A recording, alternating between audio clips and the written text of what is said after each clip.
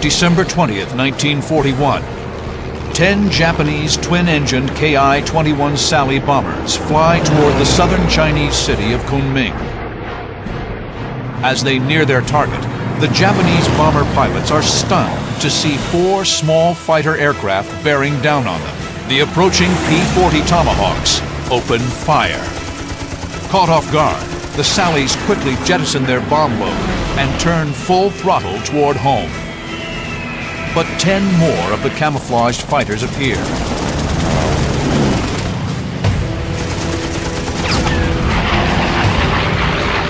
The fighters are unlike any aircraft they've ever encountered. They're fast and expertly flown. Their wings bear the national markings of the Chinese Air Force, but their nose sports the gaping maw of a great shark. It's the Flying Tigers, now in their first combat over the skies of Southeast Asia. Raining deadly tracers on the twin-engined aircraft, a fighter barely misses slamming into one of the Sallies and, at the last second, slides beneath it. The bomber bursts into flame and noses over in a death spiral.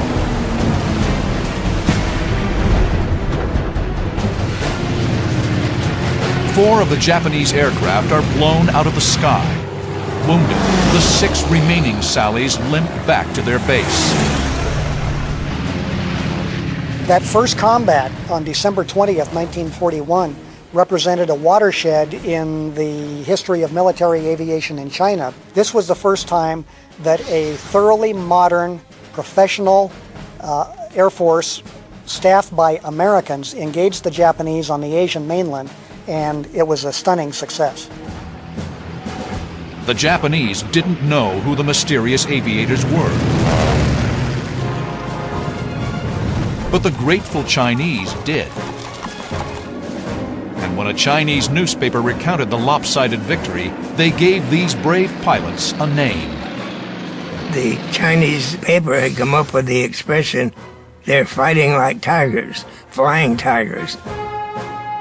The pilots were Americans, volunteers serving in the Chinese Air Force. They found themselves fighting for the Chinese thanks to a remarkable aviator named Claire Lee Chennault. An officer in the Army Air Corps in the 1930s, Chennault earned a reputation as an authority on fighter tactics and as a fearless pilot and able leader. By the age of 40, he had commanded a fighter squadron and had toured the country as lead pilot of the Army's first aerobatic team. An adamant and gruff advocate for more and better fighter aircraft, Chennault had stepped on one too many toes at Army headquarters. In 1937, he was asked to resign his officer's commission and retire. The following day, he accepted an offer from the Chinese. In 1937, he was asked to go to China to do an evaluation of the Chinese Air Force. The Japanese had been carrying on their terror bombing campaign, and the little Chinese Air Force was being beaten and was eventually beaten badly.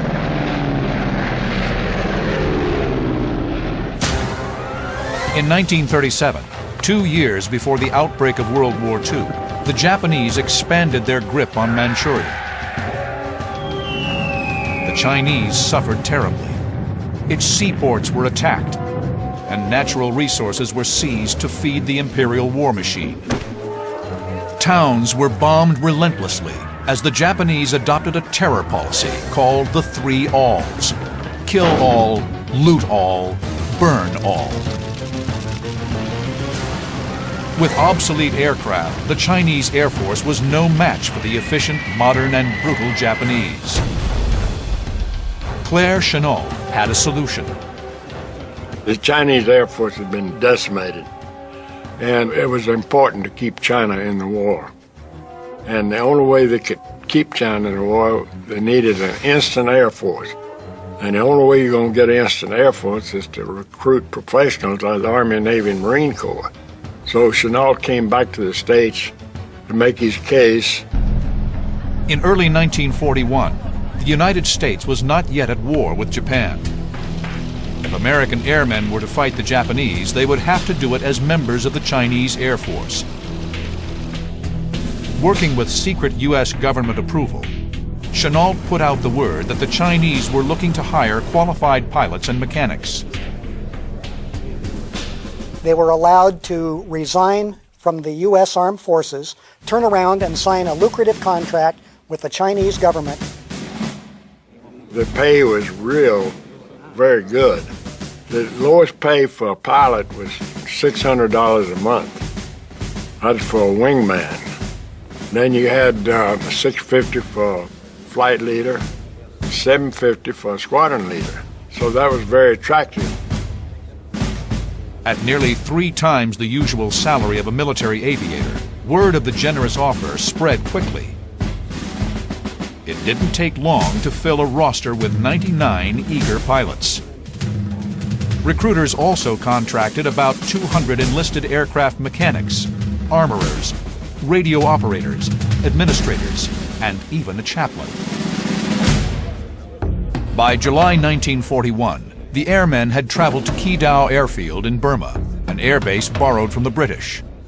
It was strategically located 300 miles from Lashio, the last stop of the Burma Road, the main supply route into China.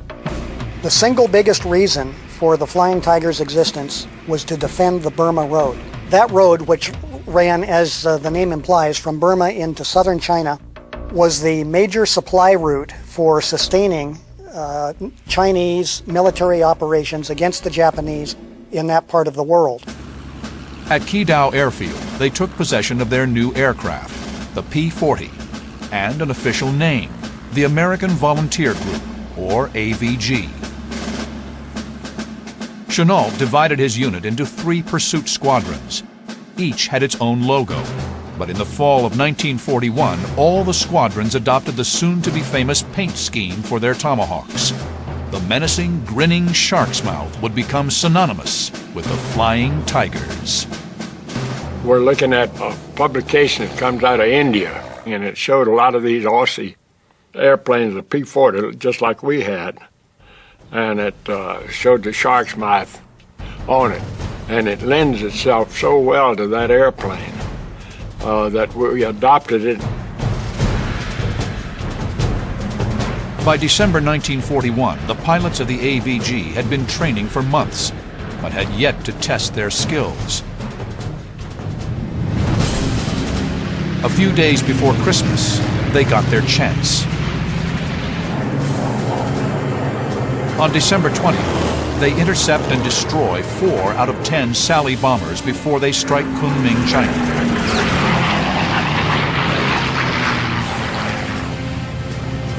Three days later, they defeat another Japanese attack and rack up 11 kills, with 5 more probables.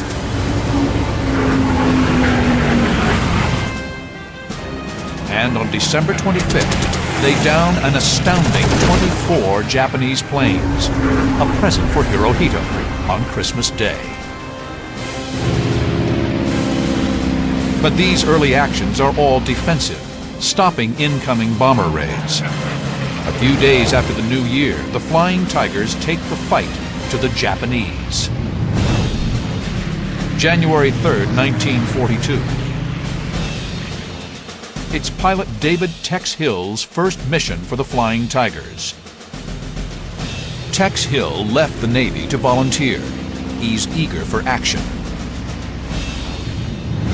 He and 3 other American pilots aimed their P-40 Tomahawks toward the Japanese airfield at Raheng, Thailand. The plan? Arrive at dawn and devastate enemy aircraft on the ground.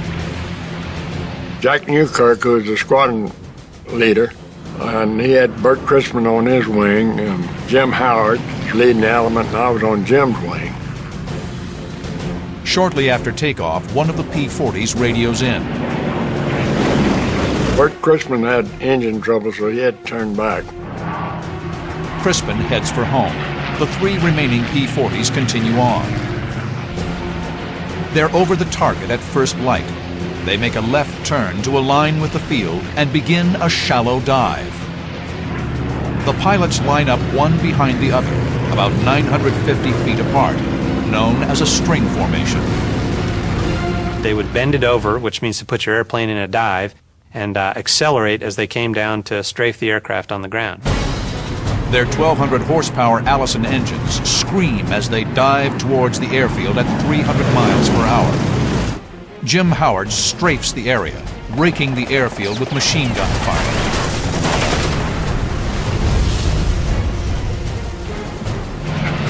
Tex Hill dives after him, preparing his own strafing run. But the run is cut short. Tex sees a Ki-27 Nate at 10 o'clock streaking in right onto Howard's tail.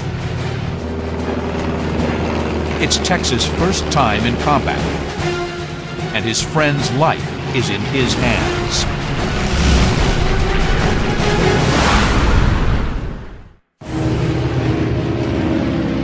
January 3rd, 1942. The Flying Tigers take the fight to the Japanese and attack an airfield at Raheng, Thailand.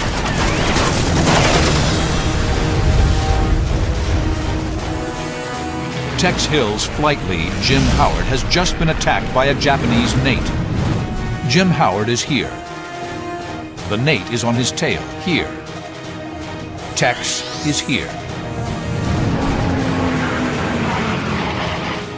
Jim Howard strafes the airfield,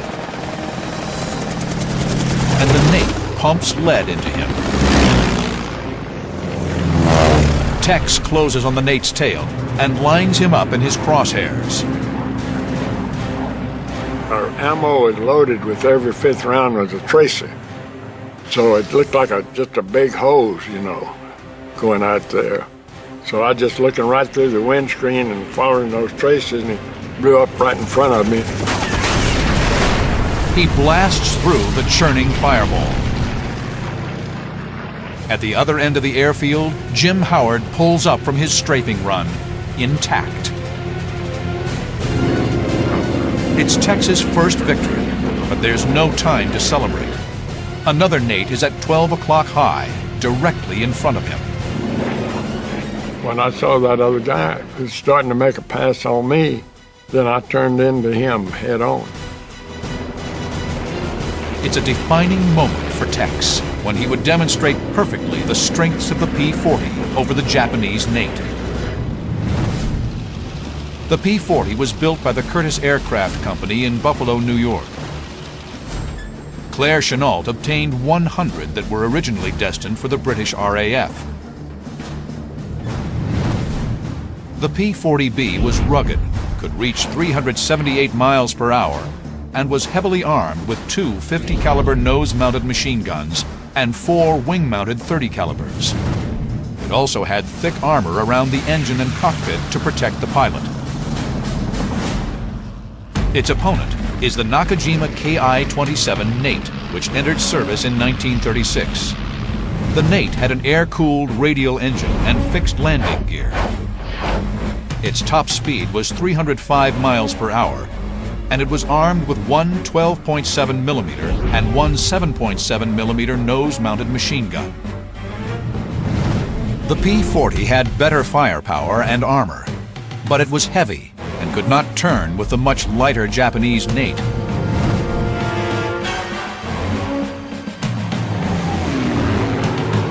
These fundamental differences in aircraft design philosophy were at the core of Claire Chennault's approach to dogfighting.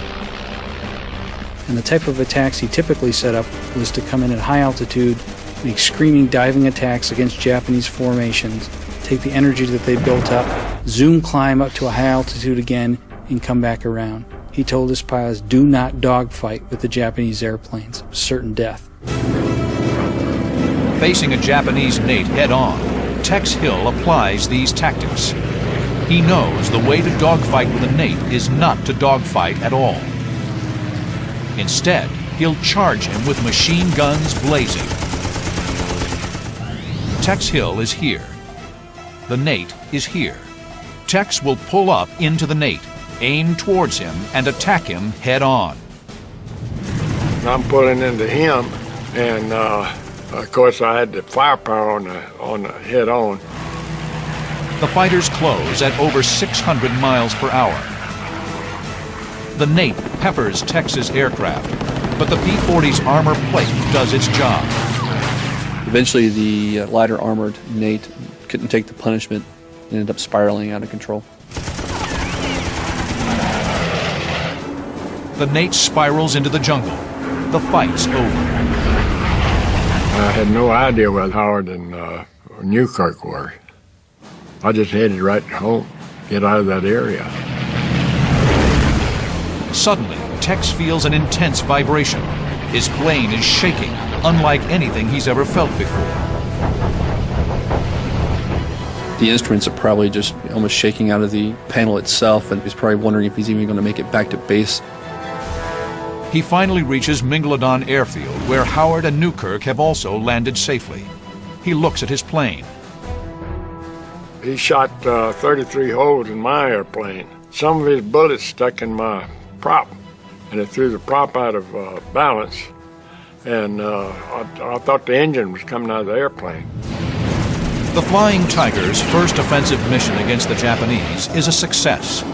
4 enemy fighters destroyed in the air, 4 bombers on the ground.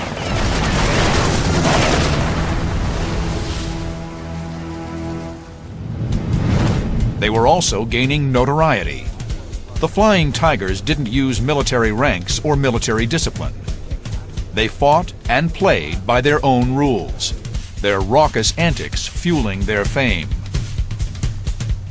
In Rangoon, they rode water buffalo down the street. They shot up the chandeliers in their favorite watering hole. They even had a pet leopard. Chenault looked the other way, allowing the pilots to relieve the tension of constant combat, but he insisted on total discipline in the air. I think he was an excellent leader. If you did your job right, why, he would back you at every time. During its 6 months in combat, this handful of American soldiers of fortune claimed nearly 130 Japanese aircraft. 11 went down under the guns of Tex Hill's P-40 Tomahawk. Here's a ragtag mercenary organization of former Army, Navy, Air Force officers and enlisted men who took on the Japanese head-to-head, very close to the Japanese home islands, and proved that the enemy, who appeared to be 10 feet tall, could be whittled down to size. But after Pearl Harbor, a mercenary army wasn't needed anymore. The full might of the U.S. military was now in the war. Despite their legendary combat record, the decision was made to allow the American Volunteer Group's contract with the Chinese government to expire on July 4, 1942. But the Flying Tigers would live on. The Army soon created the China Air Task Force to oversee the air war in the Far East. The mission and men of the AVG would be rolled into the new unit as the 23rd Fighter Group. The China Air Task Force came under the control of colorful theater commander Joseph Vinegar Joe Stilwell. The transition from the AVG to the China Air Task Force was somewhat messy. The pilots were being coerced to stay in the China Air Task Force, and it left a lot of bitter feelings. Stilwell brought in General Clayton Bissell to talk to the AVG. He could not have chosen a poorer man for the job. The Flying Tigers were gathered in an auditorium, and he basically laid it out. He said, "We want you to stay. If you don't want to stay, then you can go home, but we will have draft boards waiting for you at the gangplank in the United States, and you'll be drafted into the Army as privates in the infantry." The pilots didn't take well to Stilwell's intimidation and threatened to leave en masse. Claire Chenault reactivated his commission and was promoted to general. He set out to clean up the mess and preserve the fighting spirit that made the Flying Tigers famous. He called Tex Hill into his office. And Chenault said, "I think Bissell poisoned them. I don't think many of them are planning to stay. If I lose you, Tex, I'm not sure what I'm going to do." And Tex immediately said, "General, I'll stay as long as you need me." Chenault was obviously relieved and asked Tex to kind of talk to some of the guys and see if they would stay on, because these were the veterans. In the end, 26 out of the remaining 90 AVG pilots and 57 out of 190 ground crew extended their contracts for 2 weeks.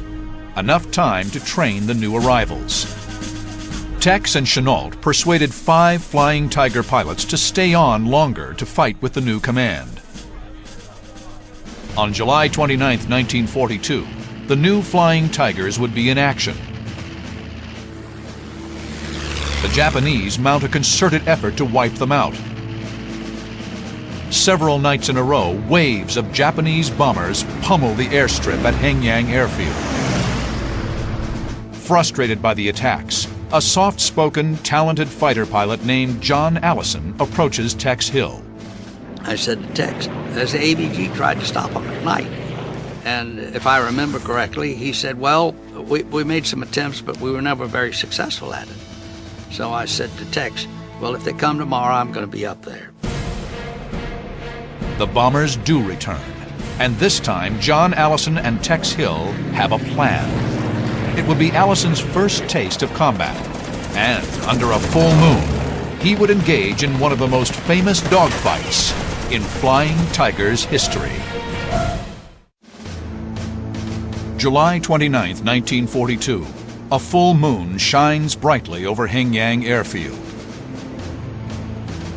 The Flying Tigers are in action again, and John Allison will get his first taste of combat. Allison has been alerted that a Japanese bomber formation is en route to attack the Tigers' base. He straps into his P-40 and launches into the air. John Allison reminds me of no one as much as Jimmy Doolittle. They're both short in stature, very focused, precise types of aviation professionals, but when each of them climbed in the airplane, strapped in and started the engine, there was a personality change. Tex Hill and John Allison have worked out a clever tactic to detect and engage the formation. Previous raids had shown them that the Japanese liked to bomb targets from 15,000 feet. We didn't want them to get underneath us because at night you just can't see them, although you could see the flame from their exhaust. Allison and veteran AVG pilot Ajax Baumler will be flying in a position called Up Moon. Lacking radar or navigation aids, the moonlight is their only help in detecting the Japanese. If the Japanese come in at their normal altitude, both pilots will see them silhouetted against the moonlit sky. If the Japanese come in under Allison, Baumler will see them. If they come in under Baumler, they will be low enough for the ground crew to spot them and radio in. Baumler levels off at 9,000 feet. Allison continues on to orbit at 12,000 feet. Somewhere in the darkness, the formation of 6 Japanese Ki-21 bombers approach in 2 3-plane elements. The Mitsubishi Ki-21 bomber, better known to the Allies as the Sally, was the workhorse of the Japanese Army Air Force in China. It could carry over 2,000 pounds of bombs. The Sally had incredible range, but this came at the cost of crew protection. It was very lightly armored. A fighter could shred the Sally with machine gun fire if he could get in close, but he would have to brave its 2 trainable 7.7mm machine guns, one in the nose and one in the tail. Allison gets a radio call. Crew at the airbase can hear the Sally's engines over them. Finally, they were approaching our little airport at Hengyang from the north. Allison and Baumler scan the skies, peering through the darkness for a glimpse of the bomber's exhaust. Allison twists his head around and catches a flash of exhaust. 3 Sallys above him. I was 3,000 feet below them. I immediately opened the throttle full power and started to climb, and I said, okay, fellows, watch the fireworks. Allison targets one of the 3 aircraft, but misjudges his closing speed. My airplane was climbing fast and also going much faster than the bombers, and I turned to follow them, and I was right in the middle of the formation. Suddenly, streams of tracers bracket Allison's P-40. They were shooting at me, and my radio went dead. They had hit my radio. This is before I'd fired a shot. And they'd put one round right through the seat and into my parachute. His engine is peppered as he flies through the stream of bullets. Allison must act quickly. In order to reposition himself behind the bombers, he'll rudder hard left and throttle down. It causes his plane to skid to the side and dramatically cuts his airspeed. The tactic works perfectly. I probably wasn't 200 feet behind them, maybe even closer. And my first rounds are down the fuselage. And I know I must have killed everybody in the airplane. The attack from point-blank range shreds the bomber. The wounded Sally pitches hard up, hemorrhaging oil, which splatters Allison's windshield. Allison has just knocked out one Sally, but there are two left. The formation's right wingman is the closest target, but its rear gunner has Allison in his crosshairs. Allison rolls right and swings in on the bomber's six, braving a hail of tracer fire. The one that had been hitting me on the right, hitting me most, I just gave him a burst and he exploded.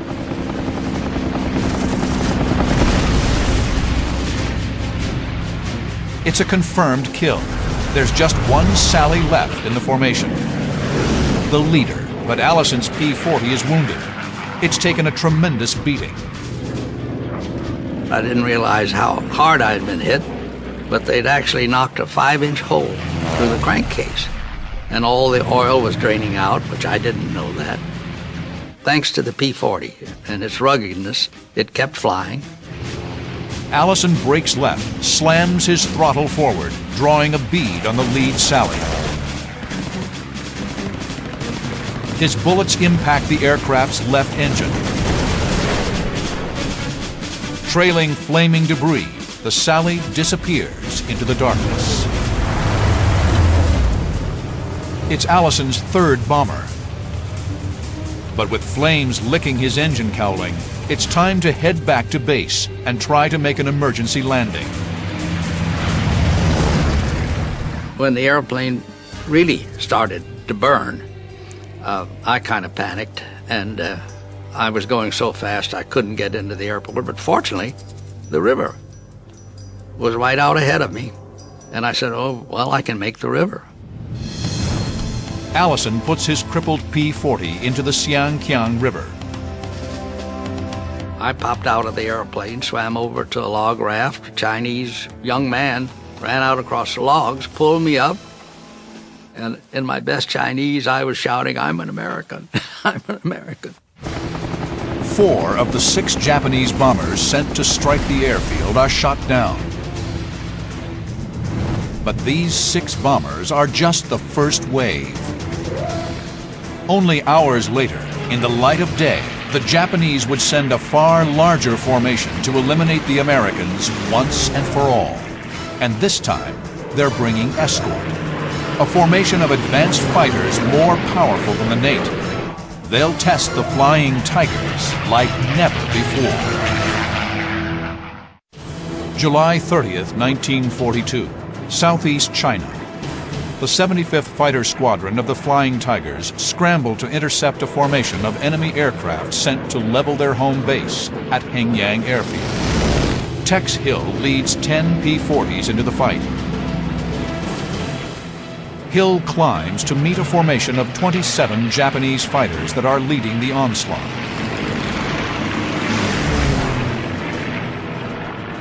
And then here comes this big fighter sweep. Tex Hill is here. The formation of enemy fighters are here. Tex must climb to engage them.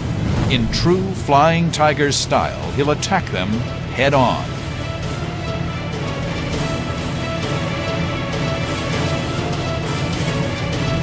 They aren't the familiar Nates. The fighters are a newer, advanced Japanese aircraft. The Nakajima Ki-43 Oscar is the successor to the Nate, and entered service in the Pacific in 1941. Like all Japanese fighters, it traded armor for performance.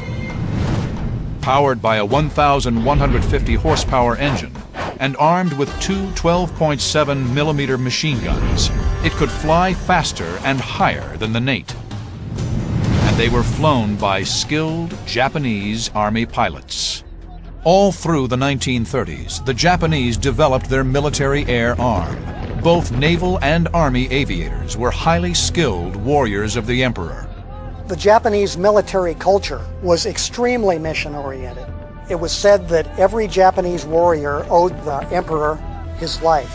And if the mission called for sacrificing his life in advancing the cause of the Emperor, who many Japanese literally considered a living god, that was not only required, it was also deemed a significant honor. Those guys were very well trained. I said, you know, the Japanese, anything that they did or set out to do, they just really excelled in it. The Oscars spot the P-40s and move to engage. Tex opens his throttle, leading his squad of P-40s into the teeth of the Japanese assault. Tex will use the same tactics that have made the Flying Tigers famous. One of the Japanese Oscars pulls ahead of the rest. He goes head-to-head with Tex. This guy and I came head-on, doing about 250 or something like that. He was doing around 200. That's pretty fast. But you know, you get a fixation on something like that. Sometimes with closing rate like that, well, you could very easily collide. Tex and the Oscar open fire at the same time. The P-40 shudders as the Oscar's bullets hit home. Tex ignores it. He keeps closing.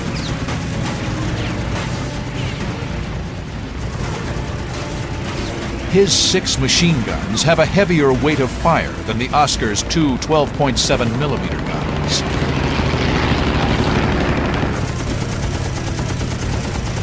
The minute I hit him, he started smoking.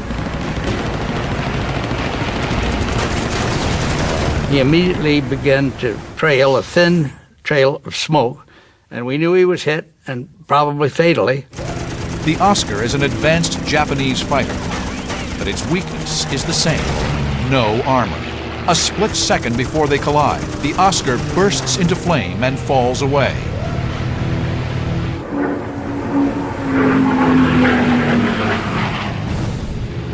Tex Hill's P-40s went on to down 15 enemy fighters in the raid. The Japanese attack fails, and the Flying Tigers' home airfield is spared. The Japanese effort is derailed by Chennault's well-honed tactics. Avoid the turning fight and use the P-40's superior speed, power, and heavy armament. The tactics that worked against the Nate were equally effective against the Oscar. The China Air Task Force goes on the offensive. Japanese military and industrial sites are targeted throughout Southeast Asia. August 12, 1942. B-24 heavy bombers, supported by Flying Tiger P-40s, attacked the key shipping center at Haiphong, destroying ships, airfields, and vital supply dumps. In October, P-40s dive-bombed Japanese supply lines and strafed convoys in Burma. On November 27th, the largest force in China Air Task Force history strikes the port city of Canton on the Pearl River Delta. But on March 19, 1943, the small, scrappy China Air Task Force was replaced by a new organization, the 14th Air Force. Claire Chennault took command. So naturally, the newcomers, the new guys on the block, attached themselves to the Flying Tiger name. After all, the same Claire Chennault was their commanding officer as well. John Allison leads some of the most successful raids of the entire war, but his Asian tour is coming to a close. He is to be reassigned to the European theater. But on his last day in China, Allison will find himself in the most harrowing dogfight of his career.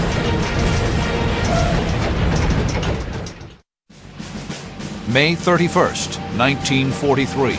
John Allison's last mission as a flying tiger in China. He's flying with a squadron of Chinese pilots. One Chinese squadron had just gotten brand new P-40s, and General Shaw asked me if I would go up and fly with them, and I said I'd be delighted to do that. Since before the Tiger's arrival in China, Americans had been training and advising nationalist Chinese pilots. I had 7 Chinese pilots, and I should have had 2 American wingmen, but one of them couldn't get his airplane started. Allison and his Chinese wingman escort B-24s in a mission to attack a Japanese base at Ichang. The bombers, proud to be a part of the Flying Tiger's legacy, have painted each B-24 nose with the famous shark's teeth.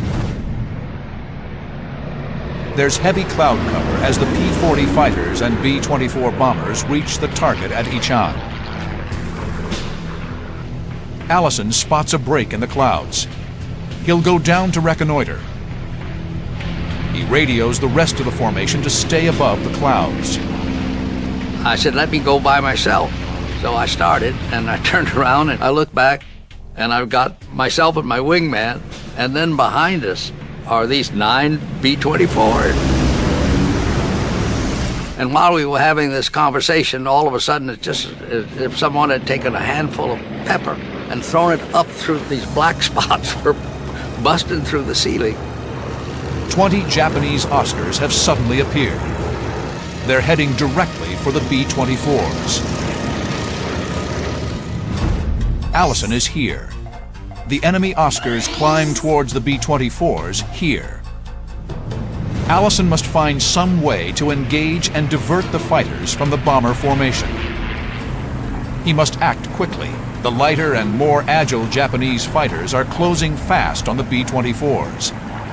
Allison jams the stick back and rudders right in a climbing turn. And I found myself climbing with all these Japanese fighters. He pulls up on an easy target, an Oscar right in front of him.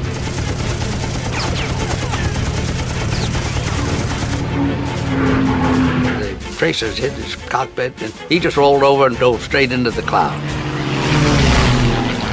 1 Oscar's down, but 19 are still pressing the attack.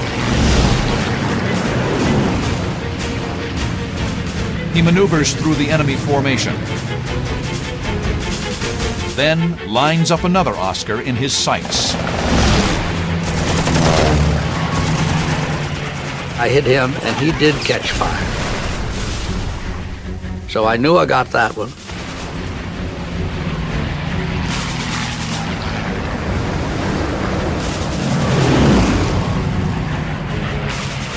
Allison pulls into a high G climb. 3 Oscars are attacking a B-24. Before he reaches the vulnerable bomber, he spots another bandit at 3 o'clock. Allison has to make a split-second decision. Allison is here. The bombers are here. The Oscar is on his 3 o'clock here. But I figured that I could just pull my airplane up almost into a stall, and then I might be able to divert these 3 from their attack on the bombers. It's a gutsy move. Allison will climb vertically towards the Oscars, letting loose a stream of fire to disrupt their attack. But he'll lose airspeed in the climb. If he stalls, he'll be an easy target for the Oscar on his tail. Allison pulls the stick into his chest. His airspeed falls off. He presses the trigger. His P-40 shudders in a stall. The Oscar opens fire. And the next thing I knew, I lost my rudder. This airplane coming up from below had hit the main hinge of our rudder, and it fell off. But instead of leaving the airplane, it was still connected by the cable, and it started a terrible vibration. With his rudder gone, Allison can't really maneuver his aircraft. The only thing he can do is just keep it level and airborne. So he's now vulnerable to any other enemy aircraft out there that decides to take him out. The P-40 vibrates uncontrollably as it levels off. The Oscar rolls into position, lining up an easy kill. From 200 feet away, the Japanese plane fires.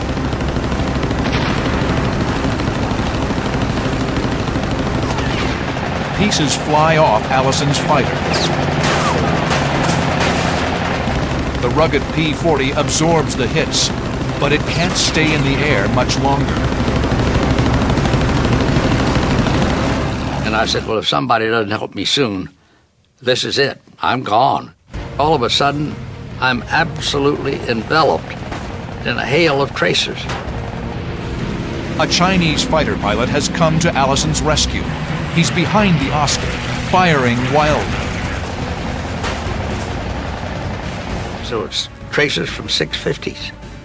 And I'd seen them from one perspective. Now I was seeing them from another, and a fatal one. And I thought, he's going to kill us both. But the Chinese P-40 kills the Oscar. It goes down flaming. Barely hanging in the air, Allison turns for home, nursing his shredded Warhawk back to base. The B-24s successfully bomb the Japanese runways at Yichang. 5 enemy fighters are shot down. 1 Chinese P-40 is lost. John Allison left the Flying Tigers in May 1943. But returned to Asia only a few months later to help form the 1st Air Commandos with Philip Cochrane. The 1st Air Commandos supported the Allied effort in Burma and pioneered the use of gliders for long-range airdrops deep behind enemy lines. Tex Hill stayed in China until November 1944. He became a triple ace, downing 15 enemy aircraft. Claire Chennault led the 14th Air Force until 1945, when he retired. He stayed in the Far East after World War II, assisting Chiang Kai-shek in his war against Chinese communists in the late 1940s. The Flying Tigers of the 23rd Fighter Group went on to become one of the highest-scoring fighter groups of World War II. From 1942 until 1945, they destroyed over 1,000 Japanese aircraft. They sank 184 enemy merchant ships, destroyed 817 bridges, 1,225 locomotives, and killed nearly 60,000 Japanese troops. Their aggressiveness and skill carried forward the legacy of the original Flying Tigers, whose exploits became the stuff of legend. The shark-mouthed P-40s challenged the forces of tyranny with incredible ferocity.